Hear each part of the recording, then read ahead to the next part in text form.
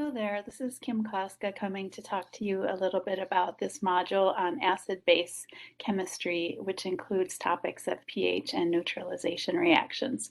So for embalming, pH and acid-base chemistry happens the whole time that you'll be working. It shows up both in the decomposition of the body over time. So it turns out that as a body decays, it produces more basic compounds through the form of these nitrogen-based compounds. And that shifts the pH to be higher. So some of the work you'll be doing with embalming chemicals is trying to maintain a pH. One of the side effects of that is to control the odors associated with the production of these nitrogen-based compounds. So hang on to your hats. We're going to take a look at some reactions in acid-base chemistry and also how we measure acids and bases with this scale called pH. So I'm going to go ahead and open up our slideshow here. And we'll walk through this together. All right, so in acid-base chemistry, we're really focusing on two main things. One is the neutralization reactions, and the other thing we'll focus on is how to measure acids and bases. So in our overview here, there's just a little bit of an introduction, stepping through the learning objectives, and then also the activities and the assignments that you'll complete. So don't forget that you also have a textbook that you can refer to, and it includes some exercises. So you can have a little bit of practice before you move on to the rest of the materials. There are also some really excellent video lessons in this module, and I hope that you'll find them useful too. So the first couple of videos are going to focus on just sort of setting the context of this module. And that first video, which is another crash course chemistry module, which, you know, we tend to really like the energy of Hank Green there. That one focuses on acid-base reactions and gives you a nice broad overview of this topic. The next video focuses very specifically on how to identify the parts of the reactants, so the acid and the base, and then the products, the salt and the water. So there's just a couple of tips written down for how to approach looking at that video. So let's take a look in more detail at this kind of reaction, an acid and a base reacting to make salt and a water. So you'll remember from your unit on reactions that the two starting materials, the ones that show up on the left, are the acid and the base. Those are the reactants. And the products in this case are the salt and the water. And again, that's a product because it's on the right side of the arrow. So in these examples that you'll see through the videos, you're going to be combining an acid with a base. In this image, the acid is hydrochloric acid. The name of it itself tends to tell you its role in the reaction. And then you'll see the base is sodium hydroxide. All hydroxides are going to be basic. So if you see that hydroxide, that's basic. You might find that you want to go back in time to Module 3, which was looking at the names of compounds, so that you can sort of refamiliarize yourself with those conventions. That said, acids can have some pretty interesting naming rules. You're not expected to know the names of all of the acids, so don't worry about that. You won't be tested on that. So when we combine the acid and the base, we produce water and sodium chloride. And that happens because the H in HCl combines with the OH in sodium hydroxide to make water.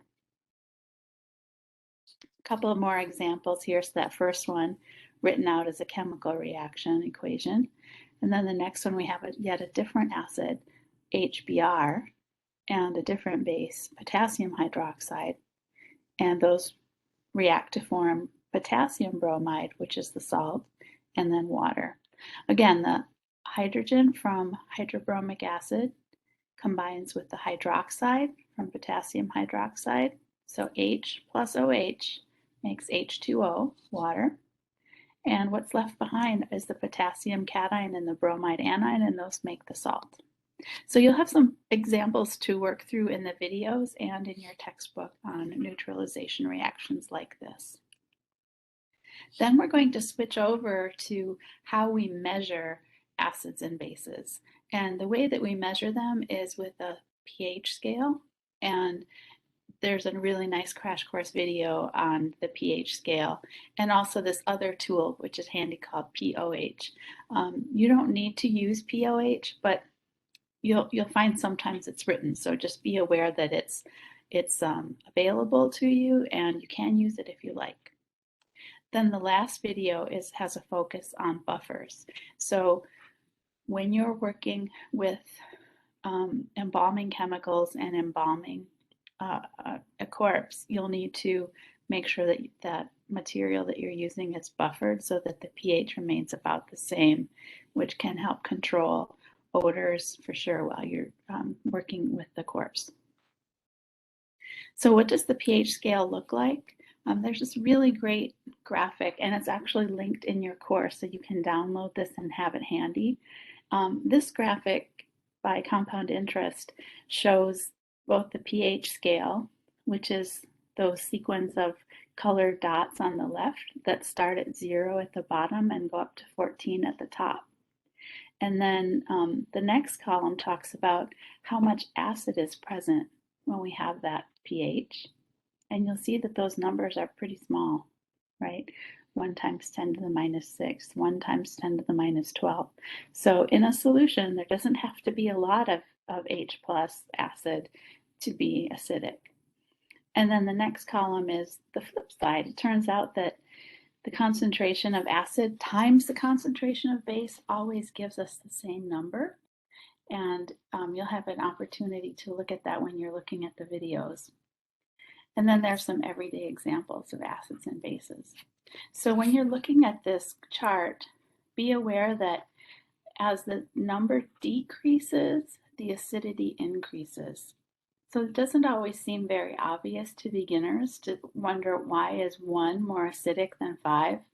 And again, it's because of the way that we're interpreting that H plus concentration into the pH scale. Conversely, going up the chart, whoops, let's see, I got my arrow going the wrong way. Going up the chart, the solutions become more basic. All right, so a pH of 14 is very, very basic compared to a pH of 10, which is more basic than pH 3. So the reason why those numbers are whole numbers 0 through 14 is because we're taking those exponents off of the hydrogen ion concentration, that first column of numbers, and we do a magic trick, a mathematical magic trick called taking the logarithm, which is just a fancy word for saying, let's look at just the exponent. So we take the exponent, which is minus 4, and we change its sign, and that leads us to a pH of 4. So P stands for power and H stands for hydrogen, so it's the power of hydrogen is 4.